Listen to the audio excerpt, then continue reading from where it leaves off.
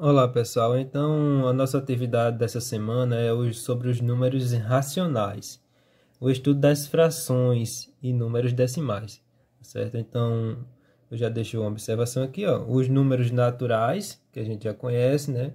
A partir do 0, 1, 2, 3 e vai até o infinito. E os números inteiros que a gente começou a estudar, que são todos aqueles números negativos e positivos, com o zero também. Os números racionais são os números que podem ser escritos na forma de fração. Então, os números racionais nada mais é do que uma fração, certo? Esses números podem também ter representação decimal finita ou decimal infinita e periódica, ou seja, periódica quando um número vai se repetindo infinitamente, certo? O conjunto dos números irracionais pode ser representado por... Então, essa aqui é a definição formal. Eu vou ler aqui para vocês, não precisa decorar, nada disso. O conjunto dos números irracionais é representado pela letra Q. E temos aqui, o número racional é um número A dividido por outro número B. Essa barrinha significa tal que A pertence ao conjunto dos inteiros, que é a letra Z.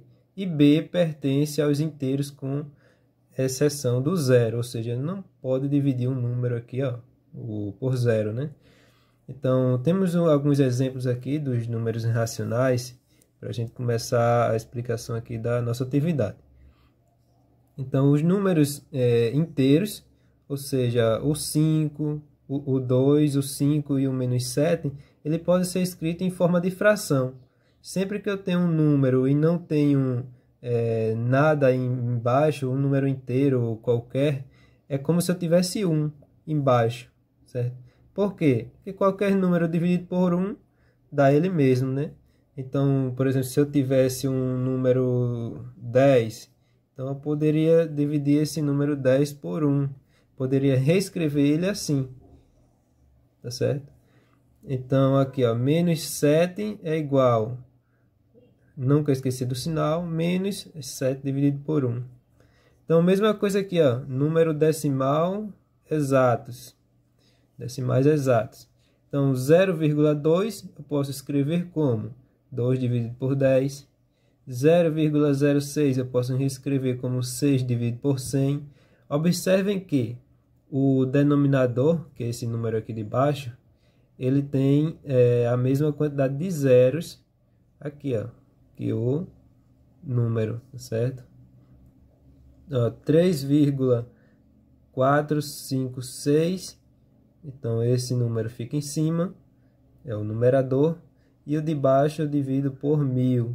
Como é que eu vou dividir por 1000? A mesma quantidade de zeros que tem aqui, ó. A mesma quantidade de números que tem depois da vírgula é a quantidade de zero que eu coloco seguido do número 1. Tá certo? Então, eu apenas representei em fração. Números periódicos. Dízimos periódicas, como eu falei, são aqueles números que vão se repetindo infinitamente. Então, se você pegar a calculadora e dividir 3 por 9, vai dar 0,333, certo? Então, eu vou reescrever esse número aqui, essa dízima periódica, em forma de fração.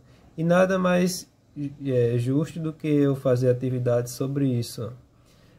Temos alguns exemplos aqui antes, apenas para vocês representar na atividade igual tal no exemplo aqui. Menos 4 dividido por 9. Então, menos, ó, eu nunca esqueça do jogo de sinal, menos por mais dá menos. 4 fica em cima, no meu numerador, 9 fica embaixo, denominador. Mesma coisa na atividade, vocês vão fazer apenas isso aqui, certo? Apenas representar ele em forma de fração. Temos aqui, ó, letra B, menos 3 dividido por menos 9, então menos por menos dá mais, o 3 fica em cima, o 9 fica embaixo. Então, mesma coisa aqui, ó, por exemplo, letra E, menos 20 dividido por menos 15. Fica o 20 em cima e o 15 embaixo. Apenas para representar dessa maneira aqui, ó. Certo? Então, temos aqui os decimais. 5 dividido por 9. Aí, o meu número 2, a questão número 2, pede isso aqui. vocês façam essa divisão. Então, vocês podem utilizar a calculadora e colocar o resultado aqui, ó, nunca esquecer das reticências, tá certo? 5 dividido por 9 deu 0,555 infinitamente. Menos 15 dividido por 9, nunca esquecer do sinal, menos, aí dá 1,666 infinitamente. Então, letra A e B são dois exemplos, que é para vocês fazerem o número 1. E C e D são os exemplos que é para vocês fazerem o número 2, tá certo? Então aqui vocês vão apenas colocar o número como sendo em forma de fração, e aqui vocês vão fazer a divisão, certo?